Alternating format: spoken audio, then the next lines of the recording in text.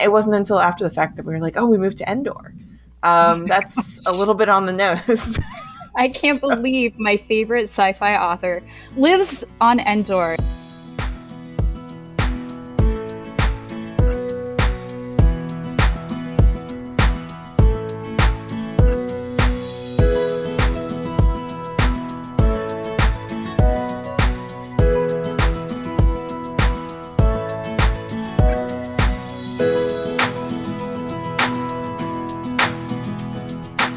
Hello, and welcome back to Misshelved, your bi-weekly dose of bookstore love. I'm your host, Nicole Brinkley, ready for summer to be over and to settle in with a cozy fall book. If this is your first episode, welcome. Every 2 weeks, I introduce you to an independent bookseller in conversation with an author they love. This week's bookseller is Annie Carl. Hi everyone, I'm Annie Carl. I own the Neverending Bookshop in Edmonds, Washington, just a bit north of Seattle. I am so excited that Annie is in conversation with an all-time favorite author, the incomparable Becky Chambers. Hi, I'm Becky Chambers. I'm a science fiction author, and I'm based in Northern California. Settle in as these two talk about the culture of science fiction, writing, and how they fell in love with stories.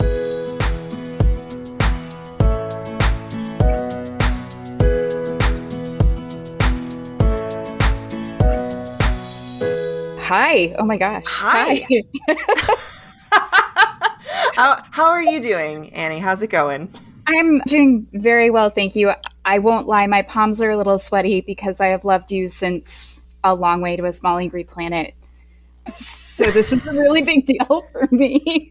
Oh, that's so sweet. Well, I have loved you since you said that just now. So the Mutual Admiration Society is now in session. And now we're in session.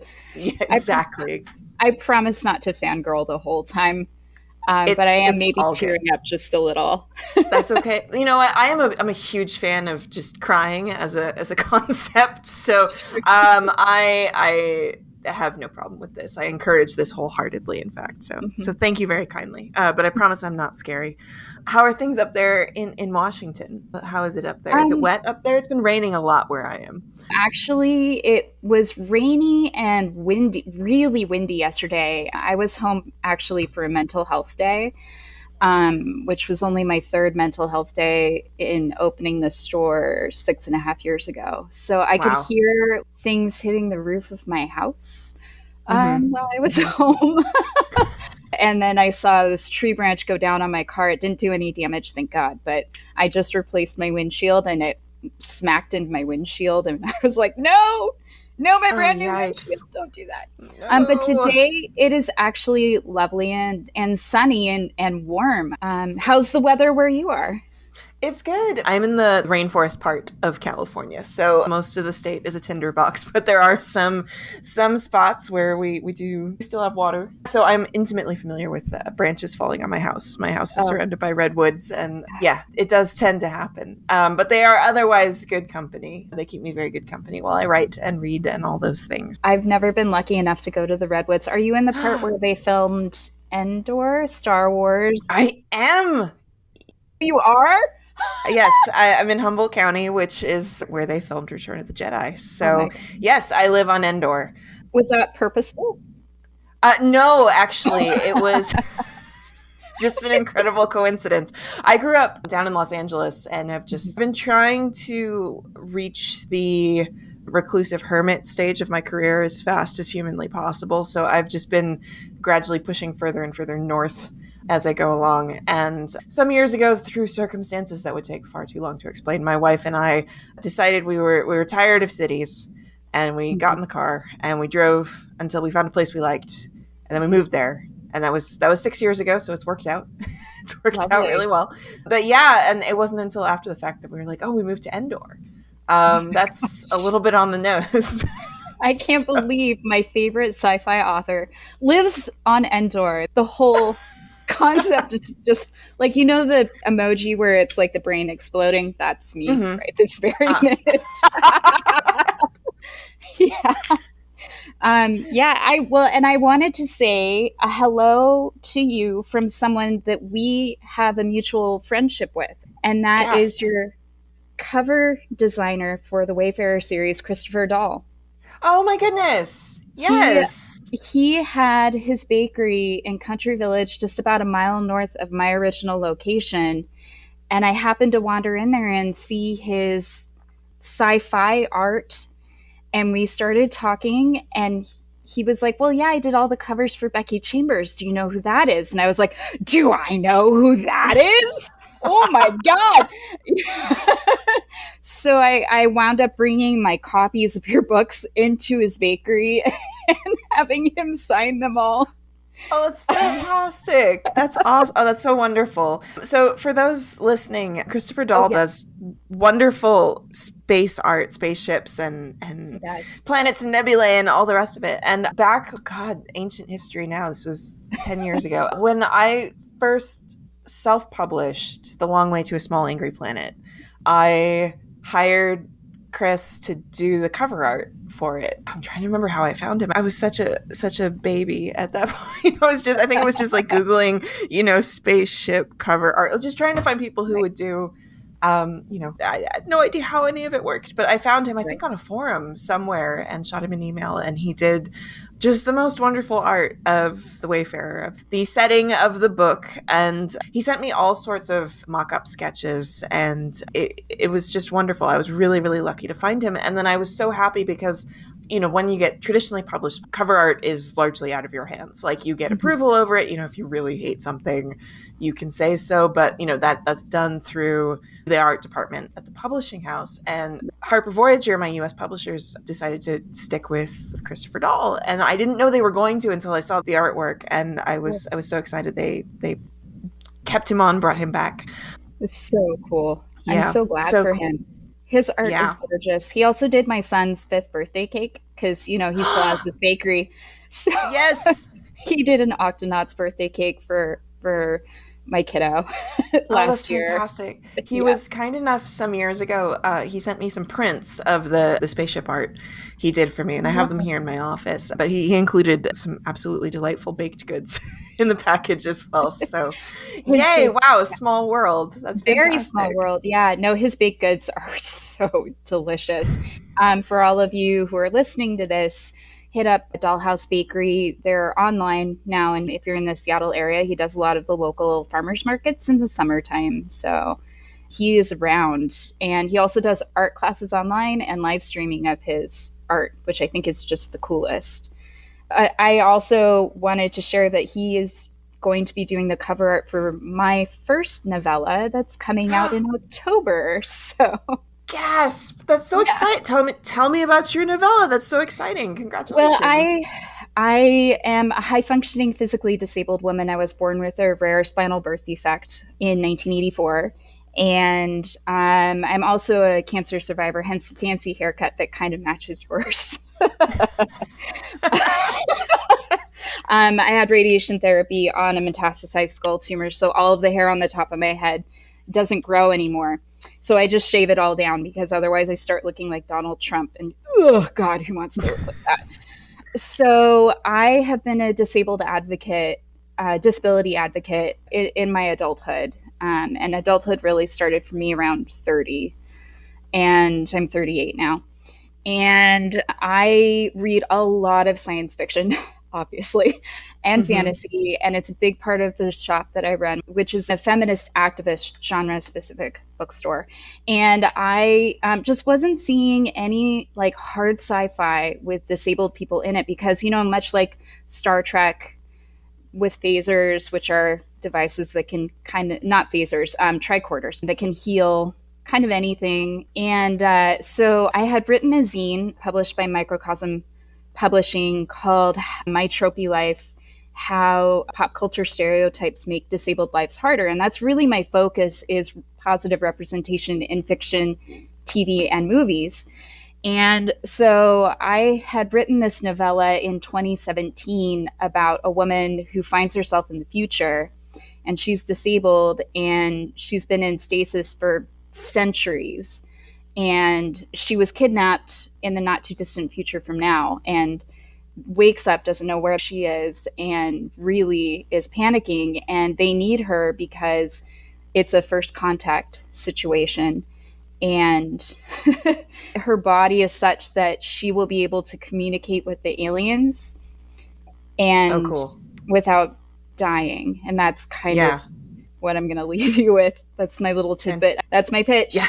And so it's coming out with my friend's press, my friend Vlad Moreno. His press is Vervolta Publishing, and he has an imprint for sci-fi called Extrasolar. So I'm his first sci-fi book. That's fantastic. Yeah.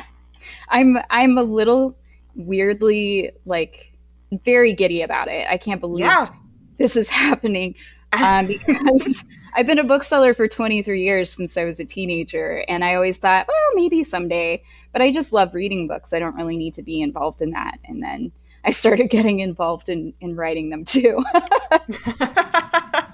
So that kind of happened. Yeah, careful, because that's it's a slippery slope from there, let me tell you. But no, I know the feeling. Your first is so exciting. There's nothing like it. There's absolutely nothing like it. Like that's so exciting. And also, I really do understand the feeling of I'm not seeing any of this thing that I want to be seeing out there. So I guess I have to do it myself. You know, I think that's the position a lot of us find ourselves in, of like, do you mean I have to write it? Okay, well, fine. Writing through a fit of pique like that, I think, my gosh, actually, it's incredibly productive. It really is. Gentle, loving spite. Yeah. Right. Oh God. Yeah. I'm mobile without any aids, which is lovely. But I struggle sometimes in my mobility. Walking and slow shuffling walks and standing aren't really my thing. So in the novella, I sort of address that a bit. I'm also covered in scars from all different kinds of procedures, including my cesarean for my kiddo, which was my 20th surgical procedure. And I sometimes, like, especially in the summer, when I'm wearing clothes that are a bit more revealing and you can see some of the stuff, and I'm not wearing a hat and you can see my shunt because I have a shunt. I get people who are like, what happened to you? And I'm like, nothing happened to me. It's just me. Right.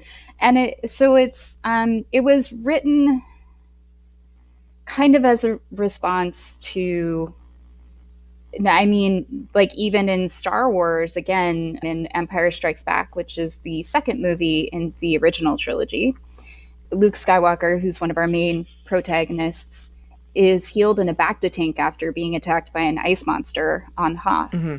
And so I've been watching Star Trek and Star Wars since I was a toddler, because both my parents are giant nerds. And I would watch that scene over and over and over and just wish that we had Bacta tanks, because I didn't understand why I couldn't be healed the same way they are in Star Trek with tricorders. And you just run the thing over the body and it's totally painless.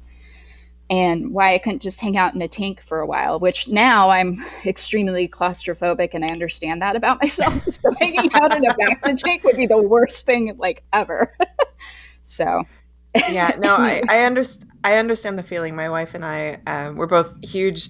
Star Trek and Star Wars get equal play in this house. There can be peace in our times, and but she and I met through Trek fandom, so that's our shared language. And a common refrain in this house is that we would love to just have somebody put us in the sick bay tube, the sort of thing where they're doing surgery, quote unquote, where it's just this like sort of half pipe they put over somebody and that person is just knocked out for a while, and then when it is removed, they're good. They're just, as you said, nothing hurts and everything's okay.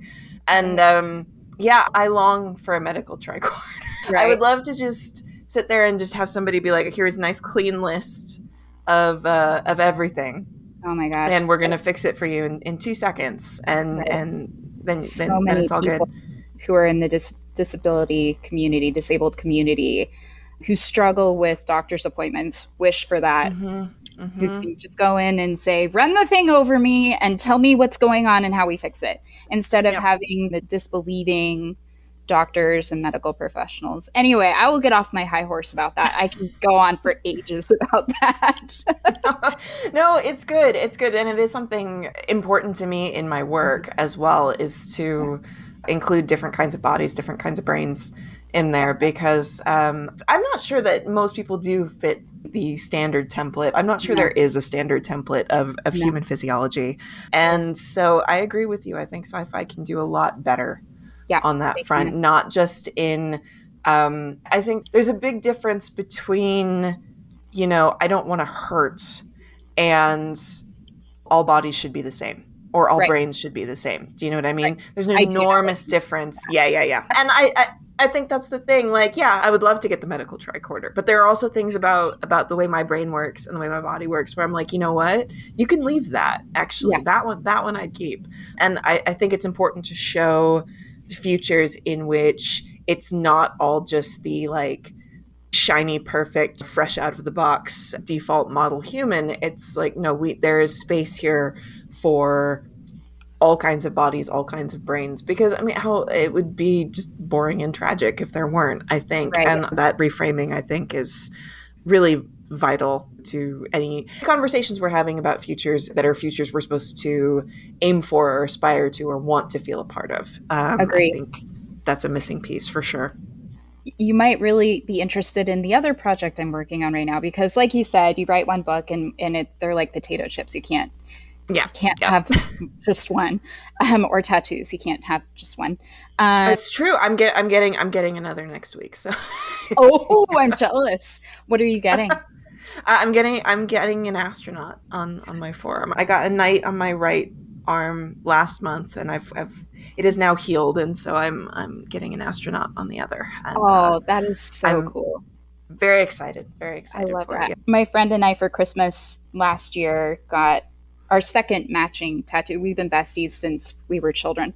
And we got Luminous Beings Are We, which is a quote from Yoda, who's in the original Star Wars trilogy.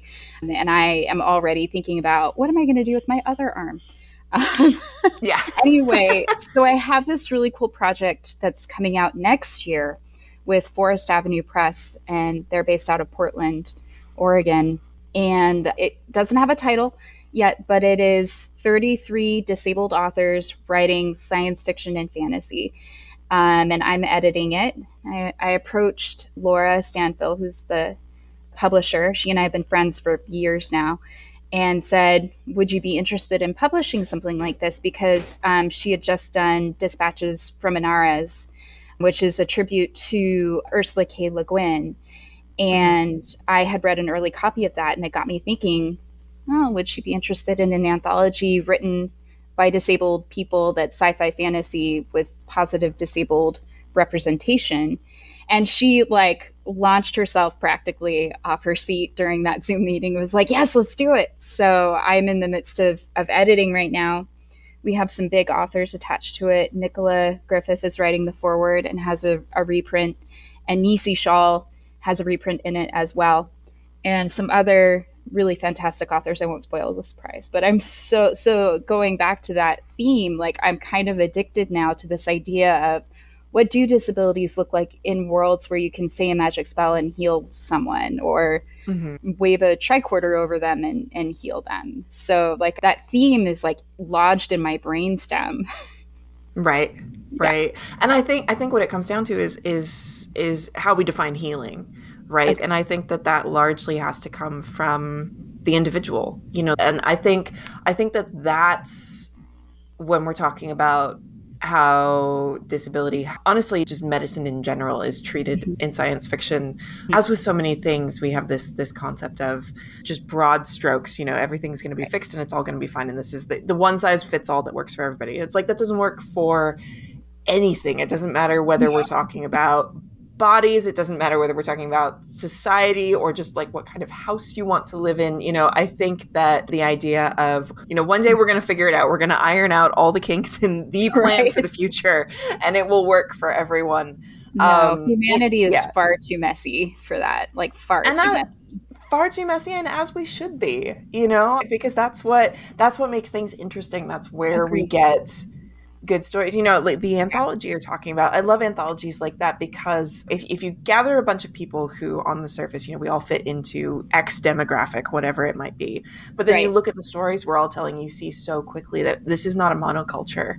This is not this hive mind sort of situation. There are infinite different ways that this has shaped your life experience. And so, yeah, I think that's fantastic. That sounds like such an exciting project. It's been amazing. And each and every story is so different and so incredibly told. Like, all of these authors are just like, they've been underrepresented and feeling frustrated about it. And they've put that frustration into these stories that they're telling so lovingly and harshly. Some of them are pretty harsh. Mm-hmm.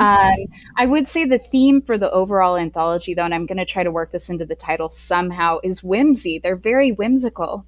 Like, there's one story about this teenage girl with autism who's the representative for Earth to this intergalactic organization, kind of like the UN.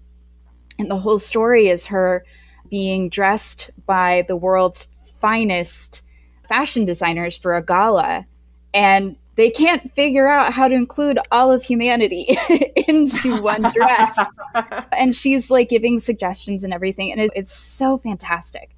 And it's very whimsical and fun. And there's another one about an invisible friend that has been requested to go to this house. I won't spoil the ending, but it's not what you think. It's not at all. Like, the imagination friend is like, this little girl is totally ignoring me. I don't know what's going on here. This has never happened. What do I do?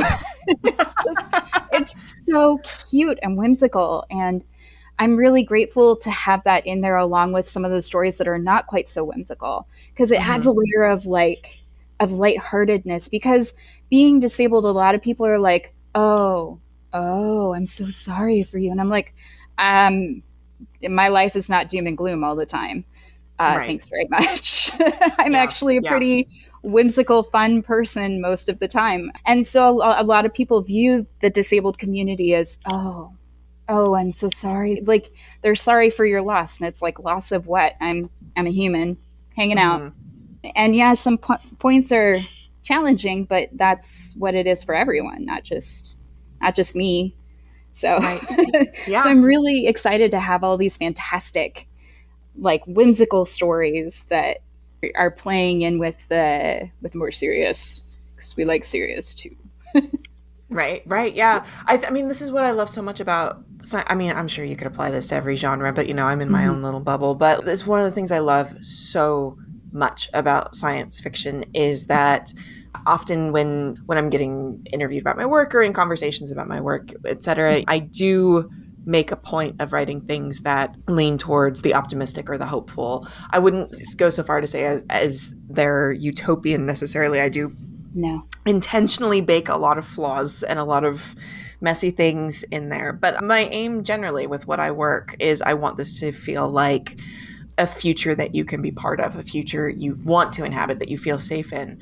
And often that gets set up in this sort of dichotomous way to grimdark or dystopia. I mean, by necessity, right? They are opposite sides of the spectrum, but I really don't see them as opposing forces so much as just necessary parts of the creative ecosystem.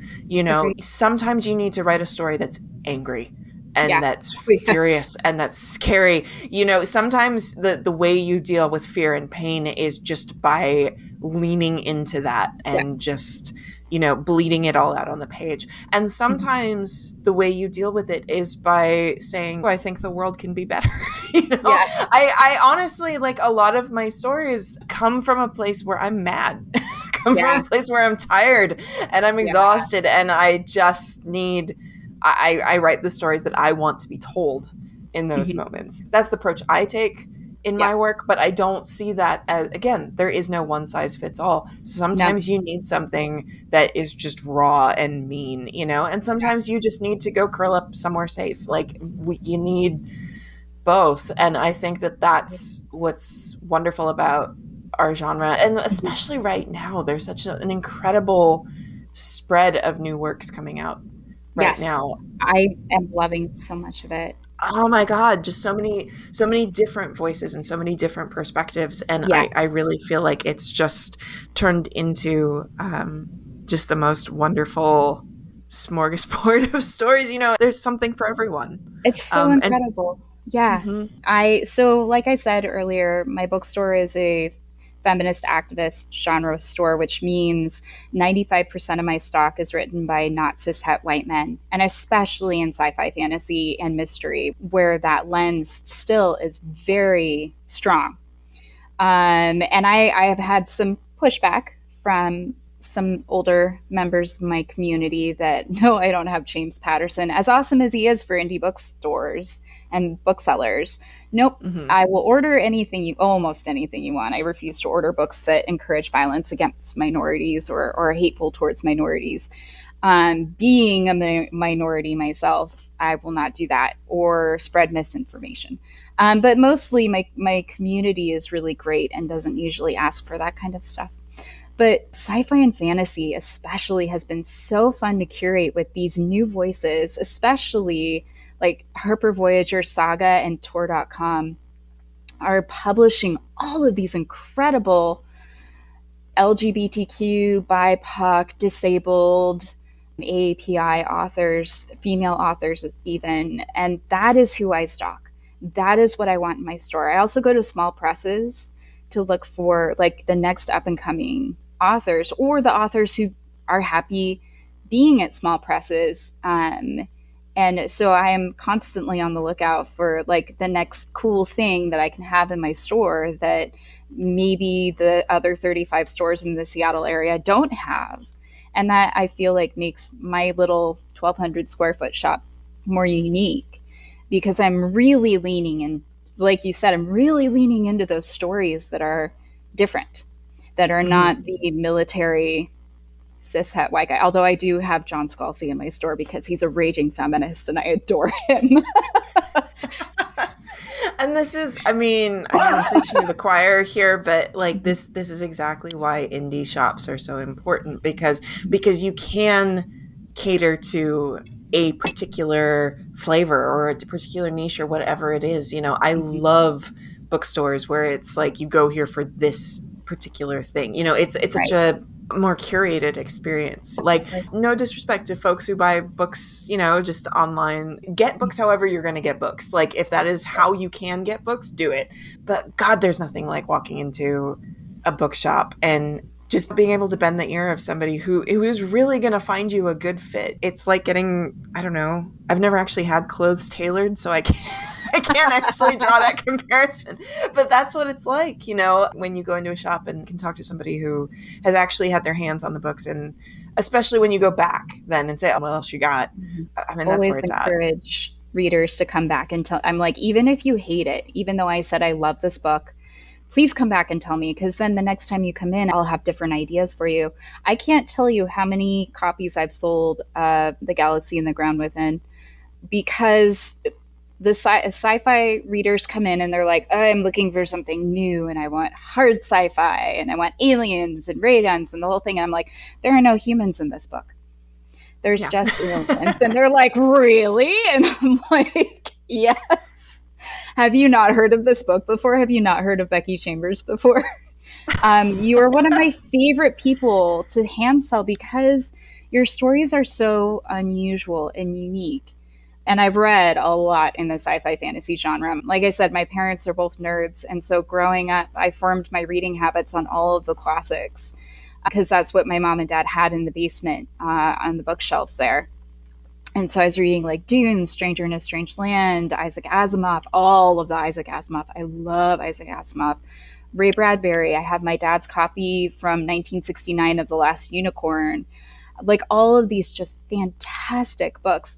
And then as I got older, I started looking for new and different things outside of all of the Star Wars books that I was reading. And yes, I have almost every Star Wars book ever printed. And no, you can't find out where I live because I know they're all out of print now. So I was really cutting my teeth on these like cishet white male authors, but also Ursula K. Le Guin, Samuel Delany, Octavia Butler, and all these wonderful authors. But now we're at a point where we can diverge. And so when I found your books, I was just like, oh, this gives me the same tingle as Robert Heinlein. Woohoo! Wow. And so when I started like hand selling them and I had people coming back and they're like, okay, where's the next one?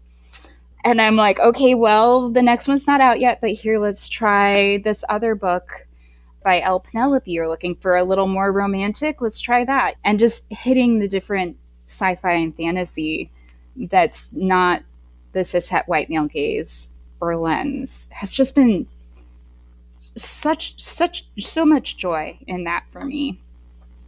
I'm a little speechless. Thank you. I hugely appreciate that. Thank you so much. And it makes me really happy to hear it, because a big aim with my Wayfarer series was I really wanted to write sci-fi that would be something that you could hand to people who are veterans of the genre and are like, I need some aliens in my life. I wanted to be able to deliver on that. Right. But I simultaneously wanted them to be things that you could hand to people who hadn't really read sci-fi before. Because I think the thing that this genre is still struggling with, there is this sort of stigma about it that you have to be well-versed in science, in order to get it. And there is a definite barrier to entry in sci-fi. Yes.